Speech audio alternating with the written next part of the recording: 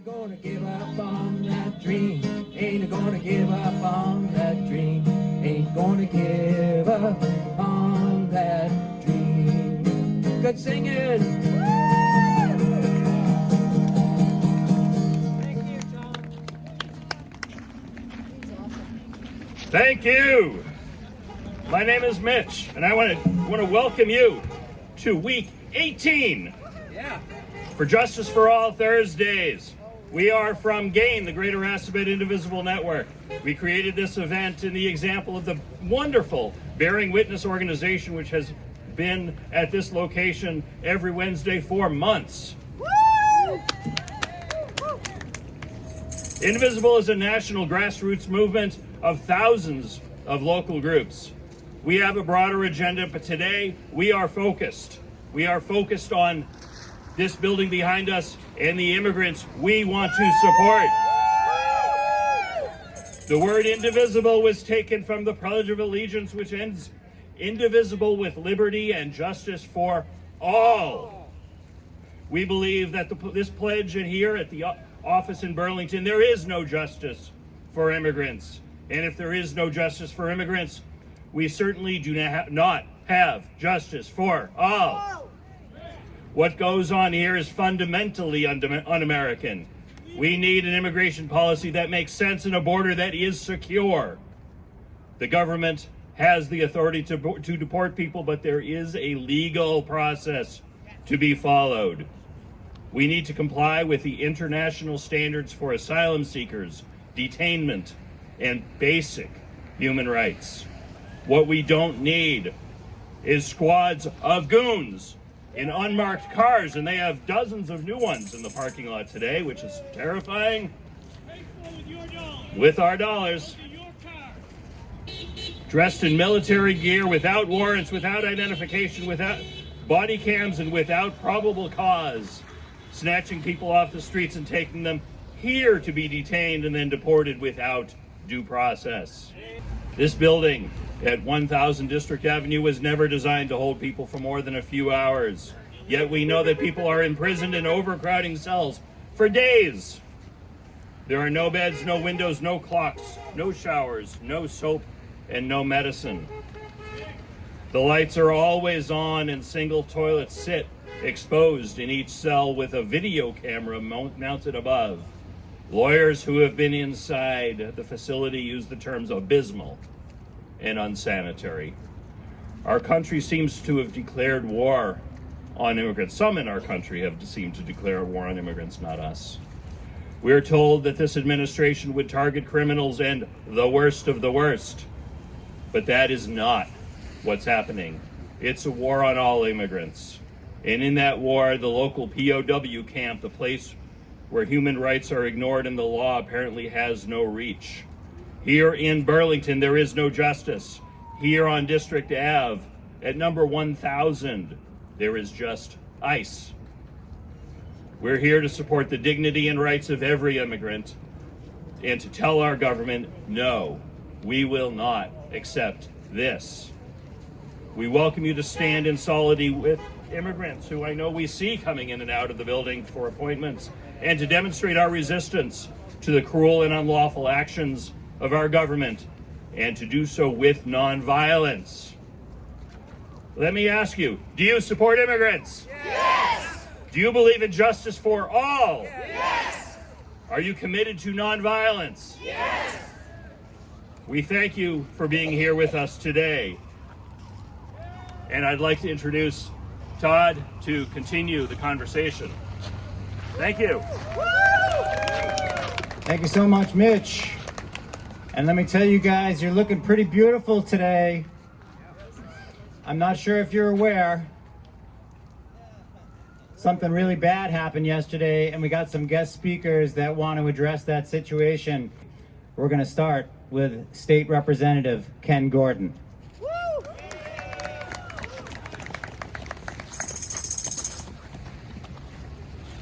Thank you very much, Todd and Rabbi Abramson for louder. Okay. Thank you, Todd, and thank you, Rabbi Abramson, for inviting me and allowing me to share a few words today, specifically about what happened in Minneapolis yesterday. I want to talk about those impressions of what happened in an American city. And specifically, here's what I think I can offer in my role as state representative. I've had the privilege of working with some impressive and progressive police chiefs from around the nation as we look to address issues that affect the residents of Massachusetts. Now, in doing this work, I learned the difference between proper policing and overseeing a police state. I learned the difference between the work of trained officers, experts in de-escalation and situational avoidance, and people who go into a scene and make matters worse. And what we watched from that video, from the incident in Minneapolis yesterday, was the opposite of proper policing. What it was the expected result of a group of militaristic agents dressed in military garb who intentionally put people in fear, and when people predictably react out of fear, violence erupts. You could see this coming. Shame! Shame! That's what happened in Minneapolis, an American city, yesterday. Renee Nicole Good, the mother of a 6-year-old child, was shot dead by an ICE agent as she tried to flee from angry agents who screamed profanities at her as they attempted to unlatch her door. We all saw videos of that. She was terrified. This was not policing, this was terrorist activity.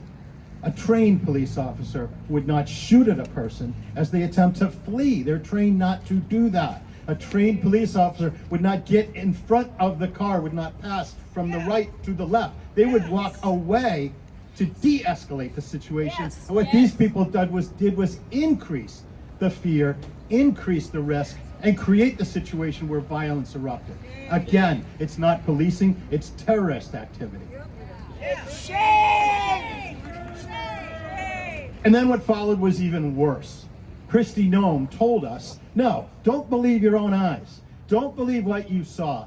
She's the terrorist and the officer is the victim. That's where they go. They go to lies and they go to deception. That's their happy place. What can we do? What can we do? Well, one thing we can do, and you're doing it right now, is to stand up against this. And you can stand up against this in many ways. You can stand up symbolically and physically and actually. But one thing that happened there that will happen here is that when the confrontation began, people took out their cell phones and recorded it. And it's because people recorded this incident that we can have this conversation. And we can tell Kristi Noem and we can tell Donald Trump we're not buying the lies. Because we did see what we saw with our own eyes, and we do trust our own eyes, and stop telling us not to. Yes! We saw exactly what happened. We saw a person who was trying to drive away from an officer. We saw a person who was looking to the harm that was being caused, the person with a gun looking out the driver's side door, obviously turning the wheel to the right to escape, to get out of there. And what does the police officer do? He stands in the way and shoots 3 times at a 37-year-old mother of a 6-year-old, leaving that 6-year-old an orphan because she was in the wrong place at the wrong time. This is the rule of the mob. This is the rule of a mob that targets a group of our residents as being less than human and then justifies murdering anyone who gets in their way. This is the result of recruiting officers who are untrained, who were never intended to be trained, but they're being hired in droves. And we'll take who we can get. And if there's any training at all, by the way, maybe I'm overstating it. Maybe there is training.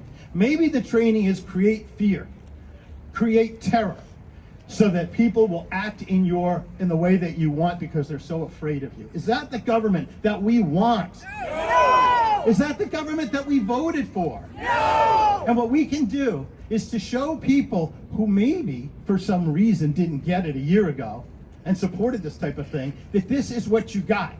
And be careful what you wish for, because this is what you got. And now we can work together and stand up with each other and make sure that we turn this around and that it is not accepted. And that most importantly, we're going to believe our own eyes, and we're not going to let our federal government tell us not to trust our own selves and to trust them instead. Yes! And to turn this story around. Okay, so we're going to turn this story around. We're going to get to a better place by coming together, talking it out together, planning together. So thank you for being here. Thank you! Thank you so much, Ken.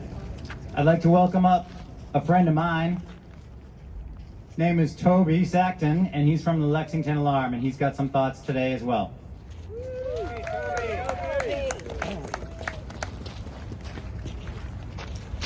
Thank you, Todd. I'm not going to go into the details. We've already talked about this. I just want to say that Renee Nicole Good was a martyr. She was a martyr just like Viola Luzo, who was killed on the march with the Selma to Montgomery for giving rides to people, a white woman who had volunteered. She was killed like Heather Heyer, who was a woman who was run down and killed in Charlottesville, Virginia. And now Renee was killed also. And this brutal, deadly violence was directed against a woman who in many ways is just like many of us. She attended anti-ICE rallies. She felt keenly the injustice of masked federal agents terrorizing immigrants for political gain. So she volunteered as a witness, just as many of us have become trained Luce verifiers. I'm stunned and torn apart last night because this is not a wound just for Minneapolis, but to the nation. How have we allowed such hunger for power, such hatred and entitled cruelty to metastasize into an evil that allows a masked federal thug to casually kill an ordinary American on her familiar city street? This is an evil that allows Kristi Noem to justify hunting such victims by calling them terrorists. I want to see Nuremberg trials for Kristi Noem, Stephen Miller, and Donald Trump. They are the perpetrators of this violence, as inhuman as the leaders who would conceive of the death camps in Germany, or the genocide in Rwanda, or the massacres of Bosnians in Serbia. Justice now, yes. Justice now! But Renee Good is a martyr, and she is much a martyr as these other people I've talked about.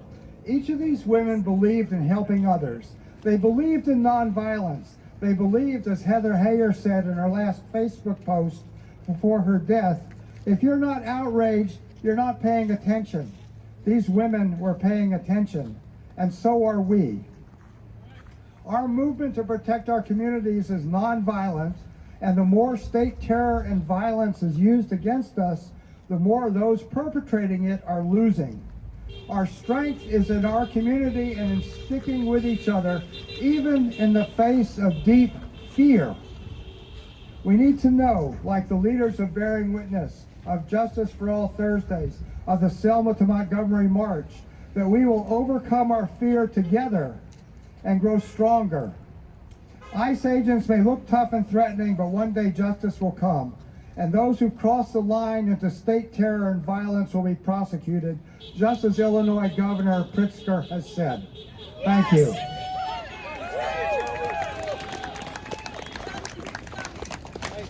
Thank you, Toby. We've got one more speaker for today. You may have seen him before at Bearing Witness. It's Alex Rickleen. And let me note, Justice for All and GAIN do not endorse candidates, but Alex Rickleen is a candidate for Senate, and we have to support, we need people to run for office, so I'm not endorsing any positions of his, but I think we should listen, and he's going to talk today as well about what happened in Minnesota. So please welcome Alex. Thank you, Tom. Thank you, everybody, for being here. Thank you. Renee Nicole Wood drove an SUV with stuffed animals in the front seat. I keep thinking about those stuffed animals. My son, the same age as hers, would call them stuffies. Yesterday morning, both of our sons climbed into SUVs filled with stuffies so that their parent could drive them to school. Today, only one did. Because yesterday, Renee didn't make it home. I keep thinking about those stuffies. They were clearly favorites to be so prominently located in the car. From the videos, I can't tell if they're splattered in blood. Does Renee's wife give the crime scene stuffies back to her child? Does the answer change if there's blood on them? A tragedy like this extends beyond the loss of human life. Part of the tragedy here is the way it forces someone grieving their spouse's death to make hundreds of impossible choices about things as simultaneously trivial and monumental as a favorite stuffy. ICE is inflicting physical violence on our communities, and ICE is inflicting lasting emotional pain on our neighbors and our communities. Yesterday, an out-of-control agent working for an out-of-control agency murdered Renee Nicole Wood. She was at least the 5th person killed in connection with immigration enforcement actions during this administration, and we haven't even hit a year yet. And that number may be an undercount, and that number doesn't include the dozens who have died in custody.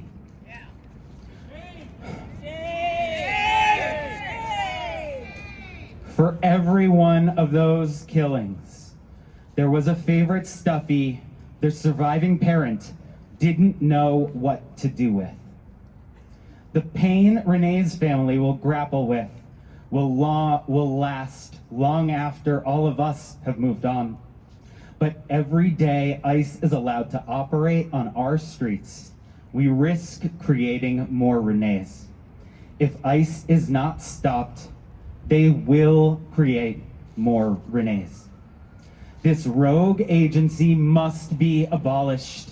Those who broke the law in its name, especially its leaders, but not only its leaders, must face justice. Justice for Renee, justice for all those killed by this system, justice for all those still in its grip. Abolish ICE.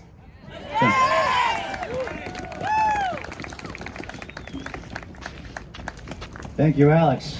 I didn't know I was going to get that much help today, so I wrote some remarks about Minnesota as well, but I'm going to shorten them. I'm angry. I'm saddened. But here is how we are different.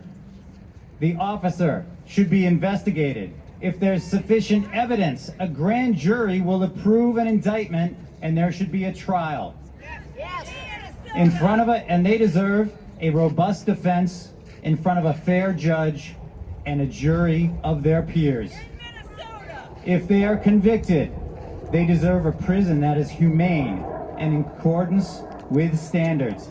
Because I don't ever want anyone in a facility like the one we have here in Burlington, even a convicted murderer, because constitutional protections apply to everyone. Do I think the officer's guilty? Hell yeah, I do. But that doesn't matter. We have a justice process for that, and I only care what the people on the jury think, because that is how accountability works in America. This case reminds me of another case from Minneapolis, that of Derek Chauvin, who was tried. He had a defense. He was found guilty and he was sentenced to 22.5 years, and I checked this morning, he is still in prison in a facility in Big Spring, Texas, where he belongs.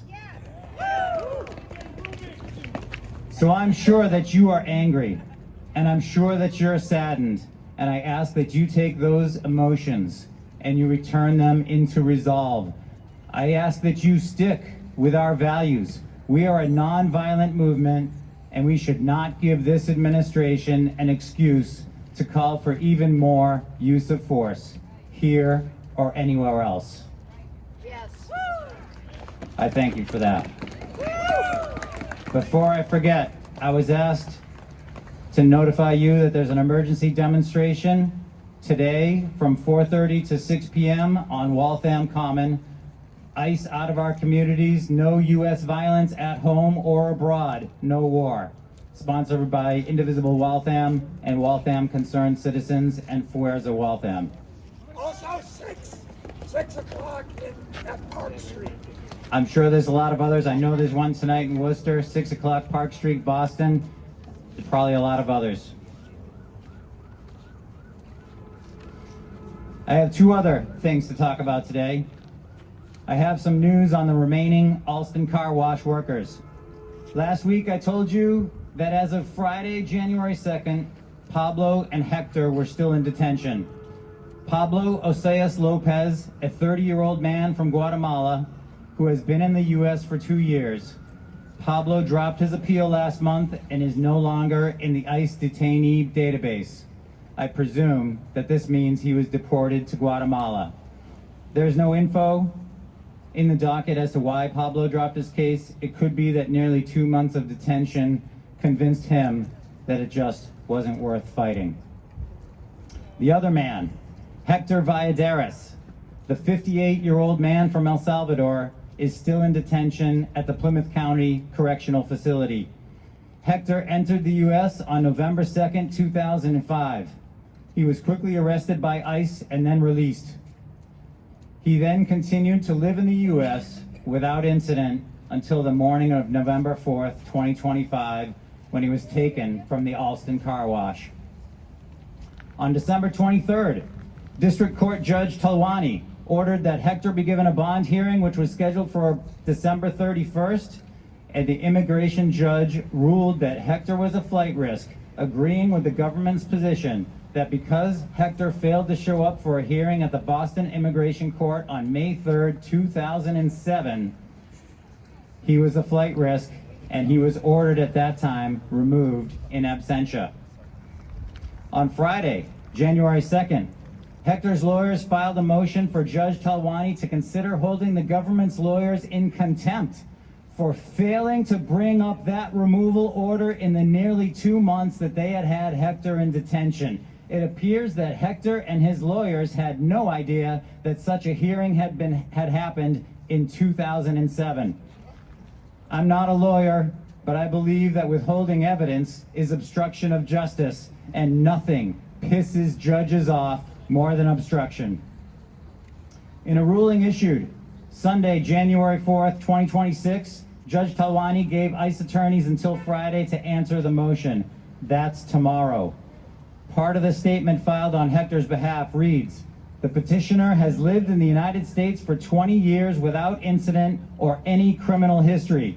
Additionally, petitioner suffers from several medical conditions of which the respondents conceded they are aware. Every day of his unlawful detention is not only a violation of his constitutional rights, but also presents a grave risk to the petitioner's health. Hector suffers from high blood pressure, high cholesterol, and prostate issues, and takes medication for all three. As of today, Hector has been detained for 65 days. I'm going to repeat a quote from Hector's lawyer, Todd Pomerlow, that I first read 5 weeks ago when I talked about the Alston Car Wash for the first time. In our country, you get illegally arrested by ICE, then you have to sue in federal court to get a bond hearing, then pay money to get released from that custody, and then pay money or rely on volunteers to fight your case that never should have been brought forward in the first place. It's an unconstitutional merry-go-round. Now we know that the unconstitutional merry-go-round also includes withholding evidence. My other topic for today is about warehouses. I spoke briefly last week about a report from the Washington Post and the Boston Globe about ICE's plans to detain 80,000 people in warehouses around the country. Their goal, per ICE documents, is to speed up deportations by establishing a feeder system. Newly arrested people would be booked into processing sites for a few weeks before being funneled into one of 7 large-scale warehouses holding 5,000 to 10,000 people each, where they would be staged for deportation. Concentration camps. The design would maximize efficiency, minimize costs, shorten processing times, limit lengths of stay, and accelerate the removals process. Well, I can believe all that. After all, last week I reminded you of acting ICE Director Lyons' quote, "like Prime, but with human beings." But I can't believe the next part, because it also says that the plan would promote the safety, dignity, and respect for all those in ICE custody. It's dehumanizing, said Tanya Wolf, an advocate with the National Immigration Project who's based in New Orleans, about 1 hour south of the site of a planned warehouse in Hammond, Louisiana. You're treating people, for lack of a better word, like cattle. Does the Constitution allow people to be treated like cattle? No. The government already awarded one $30 million contract for help with due diligence services and concept design for the new facilities. 16 smaller warehouses, one of which would be in Merrimack, New Hampshire, would hold up to 1,500 people each. The facility in Merrimack would be the only one in New England. New Hampshire Representative Maggie Goodlander said on social media, "I am deeply concerned by the reports that the Trump administration has developed plans, apparently without input from the community, to use an industrial warehouse to detain human beings. This is not who we are." New Hampshire State Representative David Priest wrote an op-ed in Manchester's Union Leader. He wrote, "The proposal is not simply about square footage and bathrooms, it's about whether New Hampshire wants to participate in a system that treats human beings as cargo, to be warehoused and moved around without due process. Immigration enforcement is lawful. Mass imprisonment without individualized hearings is not. New Hampshire must make clear that we do not hand over our municipalities to federal experiments in constitutional shortcuts." He correctly makes the case that ICE intends to build a detention center. New Hampshire deserves full public hearings, independent legal review, written guarantees of constitutional compliance, municipal veto power, and transparent economic analysis. Anything less would be a betrayal of the very principle that defines us: live free or die. Governor Kelly Ayotte did not return a request for comment from the Boston Globe about the plan, but shared on social media that sanctuary cities are officially banned in New Hampshire. Quote, "We will never go the way of Massachusetts and their billion-dollar illegal immigration crisis," Ayotte wrote. She's way off. The One Big Beautiful Bill has created a $170 billion national immigration enforcement overreach crisis, as we clearly saw yesterday in Minnesota. By education, I'm a chemical engineer. For 30 years, I worked in electronics manufacturing. Making high-tech products requires special facilities. I worked in those facilities and was part of many construction projects, and I learned a thing or two about heating, ventilation, and air conditioning and plumbing. The warehouse plan is Burlington all over again, but worse. 1000 District Avenue is an office building. Office buildings have some important design differences from prisons. In an office building, people generally don't take showers. In an office building, people are expected to be able to move around freely. If they need to use the bathroom, they walk down the hallway to a common bathroom with a bank of toilets and sinks. If they're hungry, they might go down the hallway to a small kitchenette and maybe grab a snack out of a vending machine or a cup of coffee. People might be lucky and have a window office, but if you don't, you can take a break and go for a walk outside. In an office, the allocation of space is between 125 and 225 square feet per person. Picture a typical 12 by 12 foot office cubicle. Convert an office building into a prison and you are gonna have problems. People can't move about the building freely because it's not set up for prisoners to move about the building securely. So you put a toilet in the room with them and deny them showers and confine them to that space. People cannot go outside securely, so they're denied outdoor time. And you can't allow people to go to a cafeteria where hot meals are prepared because you don't have a kitchen. So you confine them to that space 24 hours a day and you underfeed them. Windows are a security problem, so you put people in windowless rooms and deny people access to sunlight. In short, a converted office building quickly becomes an illegal prison. The American Correctional Association recommends a minimum of 50 to 60 square feet per inmate for shared occupancy. The large holding rooms here in Burlington have been packed with 30 to 40 men at a time. From the building floor plan, I estimate from the 20-foot spacing of columns and the 4-foot windows that these rooms are 20 by 12 feet. If you put 30 men in such a room, that is just 8 square feet per person, or 16% of the ACA recommendation. I think that's the very definition of treating people like cattle. As I have said before, ICE is welcome to come out here and prove me wrong. I'd be glad to go in with a tape measure that I brought today and check my dimensions. Here's what I know about warehouses. Warehouses hold things like boxes, bins, and crates. They are usually wide open spaces with high ceilings. They are usually set up with racking systems so that items can be stacked high on shelves. Boxes, bins, and crates don't generate heat. They don't breathe in oxygen and breathe out CO2, so they don't need a lot of fresh air. The more people you have in a space, the more outside air you need to condition and supply.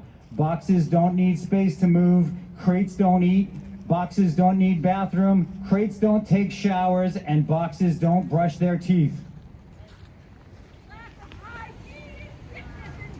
What would you need? What would you need to take an empty warehouse and turn it into a prison for 1,500 people? Well, you're going to need a bunch of additional HVAC and power to run that air conditioning in the summertime, and you're going to spend a lot on plumbing. And you're going to need hot water for sinks and showers, and toilets and drains. Don't forget the drains.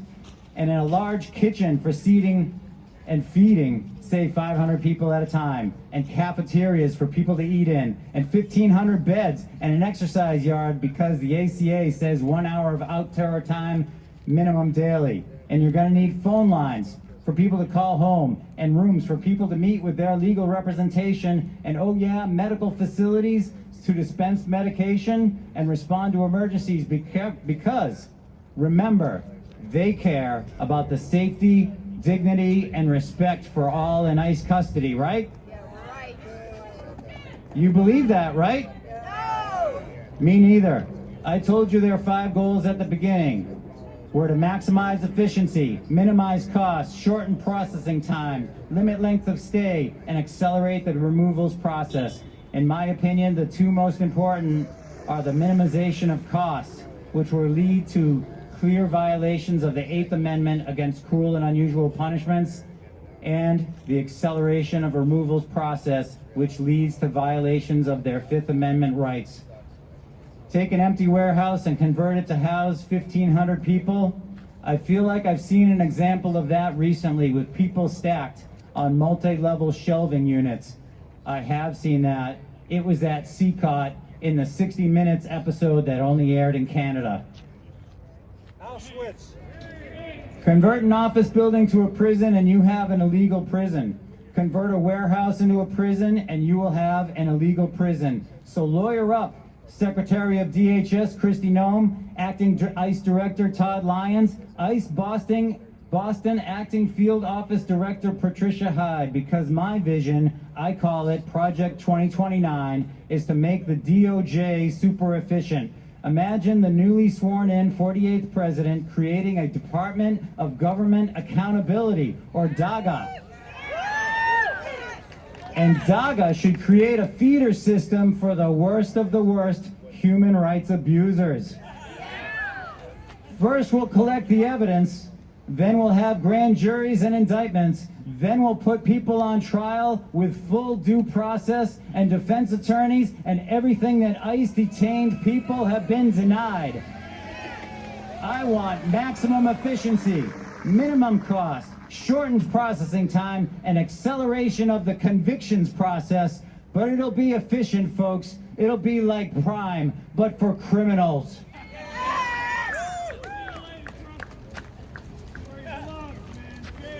Thank you so much for sticking with us, guys. I got one more person that wants to say a few more remarks. My friend Susan Abramson, who is a bearing witness organizer.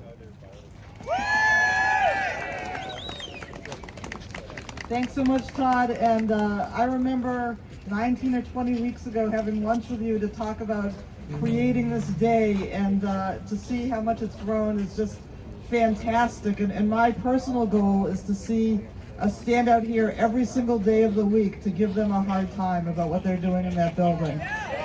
So thank you all for being here, and I'm one of the organizers of the Bearing Witness on Wednesday, and I really want to start to help Todd here on Thursdays as well. I also wanted to recognize my colleague, Reverend Andrew Harris, who's the minister at the UCC Church, which is right next to my temple. I'm the rabbi at Temple Shalom Emeth.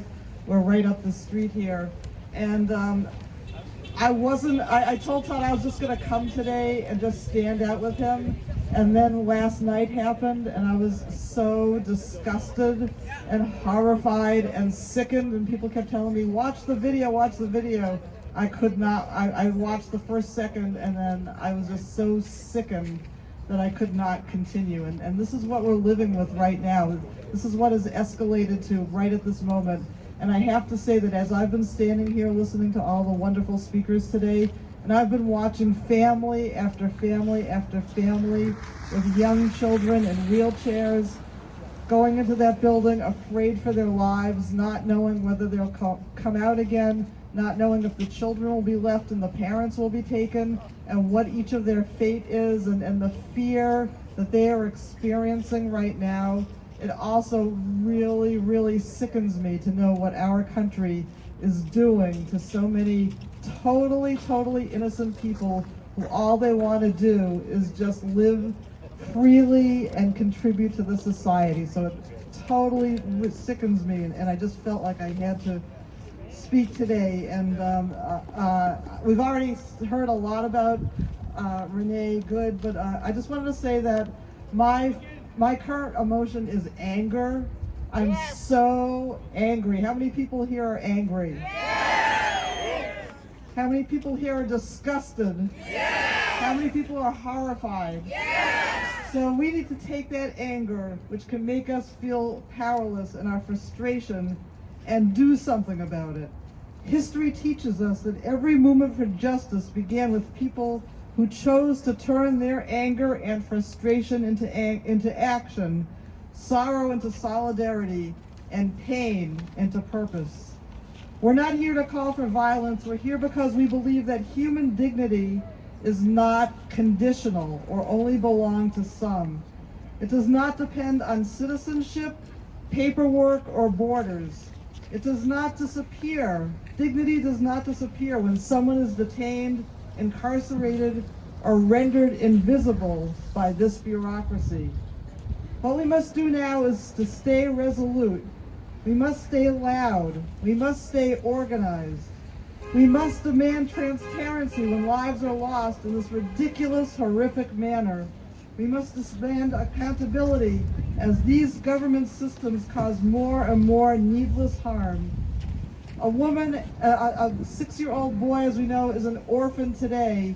Yesterday he had a loving mother. It's disgusting.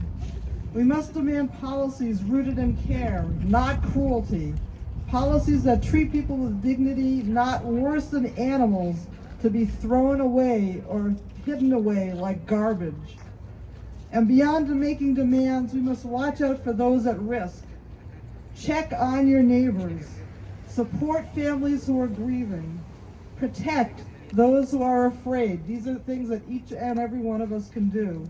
We need to continue to build networks of mutual and legal support and community defense rooted in compassion and courage.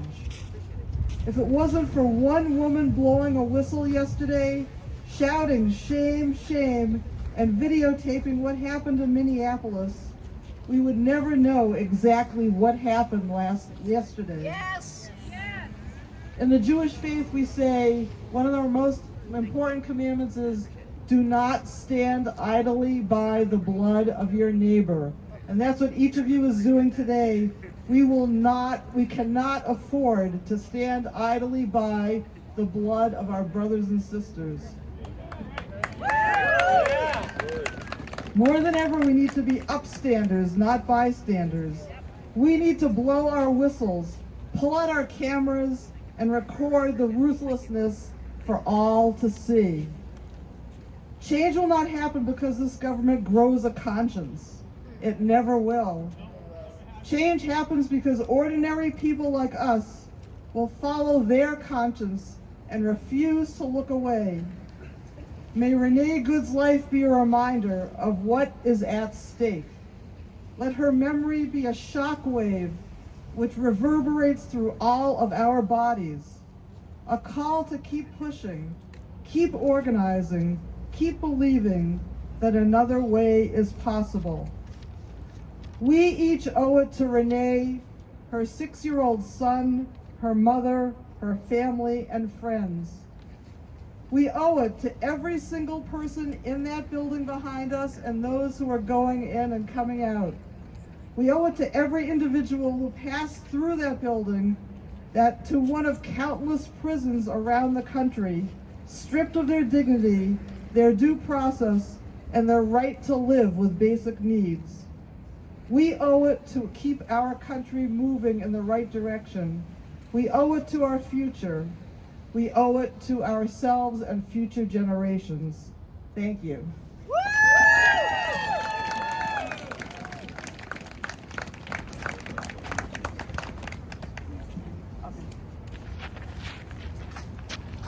All right, we have one more speaker. Thanks, guys, for listening for so long, but I got one more speaker. I want to introduce you to my new friend, John. He's with Luce, and if you guys are not familiar with Luce, it's a neighborhood watch group, and they do amazing work, so when somebody from Luce wants to speak, we welcome them up. Thank you for raising the microphone. I'm a little bit on the shorter side. My name is Jonathan Paz. I also happen to be a candidate for Congress. I wear multiple hats, but today I'm asking all of you, I'm challenging all of you, please raise your hand if you've done a verifier training. I need to see a lot more hands here.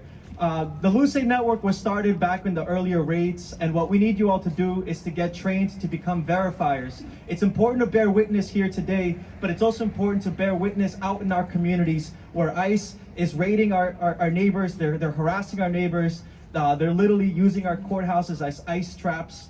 I wanted to share a quick story what happened in Waltham. When we had a 5K going on, we realized that ICE was using the center of our city as a way to stage and pull cars over in this one way. And we see over and over again ICE agents pulling people over and taking people and moving their cars out of the way to just blend in. And this all led to this moment where someone called the hotline, the Luce hotline, and we were able to get there right on time to support a 12-year-old kid who was accosted by 5 different ICE vehicles. There were multiple agents just harassing this kid. God knows what would have happened if we weren't there to support this young child whose caretaker was just taking away. You know what he did in that moment when we were there to not only support him? He pulls me aside and he says, "Isn't this over the top? Isn't this a little bit much?" If a 12-year-old can tell you that this isn't in the name of public safety, I'm sure our elected leaders can tell you that too. But right now what we need is our community defense. We need all of you because we keep each other safe. The people keep each other safe. So if you haven't yet, we need you to commit yourself to becoming trained as a verifier, to be able to identify ICE vehicles before they do harm, to be able to identify and support people when they're being arrested. And we need to also support the existing emerging funds that emergency funds that are happening and are being developed in real time. There is not a slowing down of ICE activity in Massachusetts. I just want to make that clear. They are ramping up. We're seeing a steady rise in ICE activity in the greater Boston region, and East Boston and Chelsea. So what I'm saying to you all today is important to bear witness, but it's more important for you guys to be able to go out into the streets. If you're able to be out in the streets during the day, that is an enormous privilege, and we need to be able to use that privilege in a way that can effectuate and support people in real time and keep our community safe. Can we do that? Yes! Can we do that? Yes! All right, so when I say hey, hey, ho, ho, you say ICE has got to go, okay? Hey, hey, ho, ho, ICE has got to go. Hey, hey, ho, ho, ICE has got to go. Thank you everybody so much. Let's keep the energy up. Let's get all of you trained. If you go on Luce Mass, we all have the Google, right? lucemass.org. There's a hotline. I think we can have someone here with a QR code, but we need everybody to sign up for a training. We have these virtual, in person. You are a lot more helpful to this cause if you know how to identify ICE before they do damage, rather than just while they're doing the abductions that we've seen them do. So thank you all so much, and power to the people.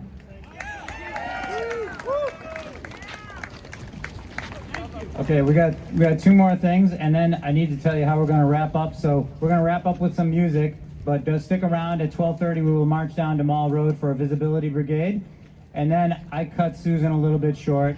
She wanted to help us all out with a moment of silence, so please come back, Susan, and then we'll have music from Tom Smith.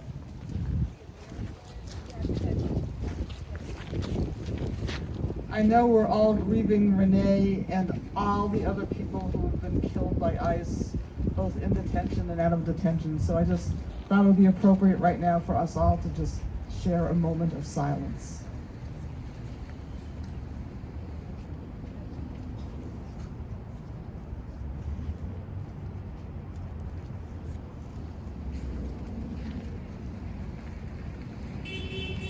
Now I'd like to call on Tom Smith to end with a song.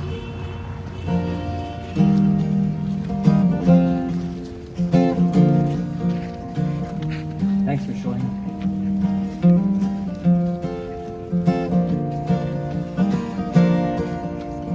Every week we gather one by one. You repeat that. Every week we gather one by one. We will keep returning until the job is done. Every week we gather one by one. Let's double that. Every week we gather 2 by 2. Every week we gather 2 by 2. If they can kidnap immigrants, they can kidnap me and you. Every week we gather 2 by 2. Let's double that. Every week we gather 4 by 4. Every week we gather 4 by 4. Due process is for everyone who's landed on our shore. Every week we gather 4 by 4. What's 2 times 4? Every week we gather 8 by 8. Every week we gather 8 by 8. To bear witness to the actions taken in the name of hate. Every week we gather 8 by 8. I think there's 100 people here. Every week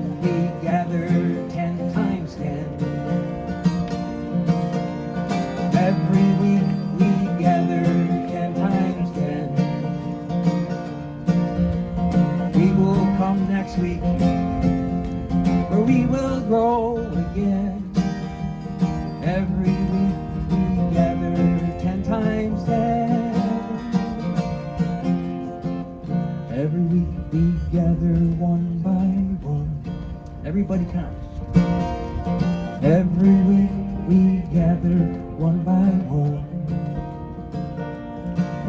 and we will keep returning until the job is done. Every week we gather one by one.